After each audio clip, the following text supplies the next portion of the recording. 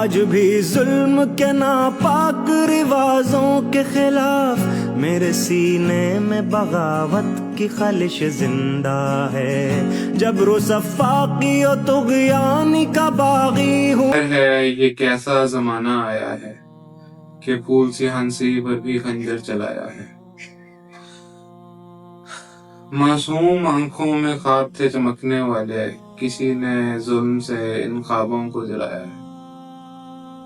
جیسا کہ سب کو معلوم ہوگا، یہ حادثات، یہ واقعات بڑھتے جا رہے ہیں. ایک چھوٹی 7 سالہ بچی منتہا، جس کو بے دردی سے اور درندگی سے ظلم کا نشانہ بنایا گیا، جس کے ساتھ زیادتی کی گئی. ایک چھوٹی سی بچی جو کچھ چیزیں لینے ایک دکان پر گئی اور واپس لوٹ کرنا ہے. اس کے ماں باپ، اس کے گھر والے اس کا انتظار کرتے رہ گئے، اور اس ظالم درندے کو ذرا شرم نہ آئی. اپنی ہوس اور بھوک کے لالچ نے اسے قتل کرنے پر مجبور کر دیا. ناظرین، ایسے واقعات انتہائی بڑھتے ہی جا رہے ہیں، لیکن اس سے پہلے اس چھوٹی معصوم منتہا کے ماموں کی آپ بیتی سے. تو میں ابورن اٹھا ہوں، یہاں پہ آیا ہوں آرٹ بلاک میں، چکر لگائے ہیں. میں نے یہ لال کریکری والے خان صاحب ہیں، ان کا کیمرہ کھلوایا ہے. ان کے کیمرے میں بچی ان کی دکان میں 11:03 پہ جا رہی ہے، اور ہم نے 33 منٹ تک ویڈیو دیکھی ہے، بچی باہر نہیں آئی. پھر میں چوک میں دوسری طرف گیا ہوں تو وہاں پہ کیمرہ کھلوایا، بچی ادھر کو بھی نہیں مڑی. ٹھیک ہے، میں جیسا کہ آپ نے یہ سنا، یہ ایک واقعہ نہیں، ایسے ہونے والے ڈھیروں واقعات ہیں جو منظر عام پہ آ نہیں پاتے، یا انہیں دبا دیا جاتا ہے، یا اور دیگر مختلف وجوہات کی وجہ سے وہ ہم لوگوں تک پہنچ نہیں پاتے. لیکن اصل سوال کیا ہے؟ کیا ادارے ہمیں محفوظ رکھنے میں کامیاب ہیں؟ کیا ہماری حکومت جس چیز کا ٹیکس، جس چیز کے پیسے ہم سے وصول کر رہے، کیا وہ سہولیات، وہ آسائش، وہ سکون، وہ محفوظ ہونے کا احساس ہم محسوس کر سکتے ہیں؟ میرا خیال سے نہیں. لیکن ایک انسان ہونے کے ناطے، خاص طور پہ ایک انسان ہونے کے ناطے، ایک مسلمان ہونے کے ناطے، یہ ہمارا فرض بنتا ہے کہ ہم اپنے ارد گرد کے لوگوں پہ نظر رکھیں. کسی کو کچھ اچھا سکھا نہ سکیں تو ایٹ لیسٹ سمجھا ضرور دیں.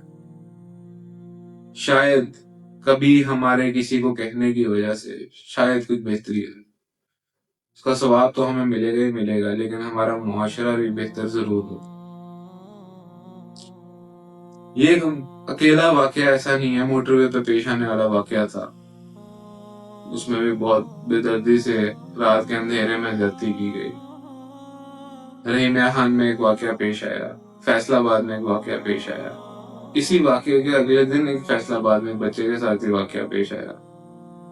تو روزانہ کم سے کم 3 سے 4 کیسز ایسے ہوتے ہوں. جیسا ہمارا معاشرہ ہے، جیسے مجرموں کو کھلی چھوٹ مل جاتی ہے، یہاں لوگ کروڑوں کو فراڈ کر کے آزاد گھوم رہے ہوتے ہیں. تو ایسے قانون میں ہمیں چاہیے کہ ہم کچھ اس طرح کی امینڈمنٹس کریں جس سے ہم اپنے شہریوں کو ایٹ لیسٹ محفوظ رکھ سکیں. کرائم ہر جگہ پہ ہوتا ہے، ایسا نہیں کہ UK میں نہیں ہوتا ہوگا، USA میں نہیں ہوتا ہوگا، لیکن بہت کنٹرولڈ ہوتا ہے، بہت کنٹرولڈ ریشو ہوتی ہے. وہ لوگ بہت کم ہوتے ہیں، یا وہ بالکل ہی بے ضمیرے لوگ ہوتے ہیں. لیکن اگر ہم اپنے بچوں کو بھی ان چیزوں کے بارے میں ایجوکیٹ کریں کہ بیٹا اگر آپ سے کوئی اس طرح سے بات کرے تو آپ نے اس کو اس طرح سے جواب دینا ہے، اگر آپ کو کوئی یہ چیز کہنے کی کوشش کرے تو آپ نے اس کو شٹ اپ کال دے دینی ہے. بٹ انفارچونیٹلی ہمارے معاشرے میں یہ چیز موجود نہیں. ہمارا بچہ ہم سے کوئی چیز مانگتا ہے تو ہم اسے ٹوک دیتے ہیں، اور کوئی اور اسے کوئی چیز دیتا ہے تو بیٹا لے لو، بیٹا لے لو، جو کہ ایک بہت غلط چیز. کسی کی طرف پوائنٹ نہیں کر رہا، کوئی چیز مینشن نہیں کر رہا. بہت سی چیزیں ایسی ہوتی ہیں جس کا پس منظر ہمیں نہیں پتا ہوتا, یا ہم کہہ دیتے ہیں کہ جی لڑکیاں اس طرح موقع دیتی ہیں تو ایسا ہوتا ہے. ایسا نہیں ہوتا. یہ ہر انسان کی ایک ڈفرینٹ فطرت ہے, ایک ڈفرینٹ عمل ہے, ایک ڈفرینٹ فال ہے, ڈفرینٹ فیل ہے. لیکن ایز اے معاشرہ ہمیں ان چیزوں کو سدھارنا ہے مل کے. ہمیں باؤنڈریز آئیڈینٹیفائی کرنی ہے تاکہ ہماری جو خواتین ہیں وہ آرام سے جا کے سودا سلف لے سکیں, ایجوکیشن لے سکیں, اپنی جاب پہ جا کے ایز فیل کریں. بہت سے ایجوکیشنل اور کارپوریٹ ادارے ایسے ہیں جن کو میں نے دیکھا ہے لوگوں کو وہاں کام کرتے ہوئے.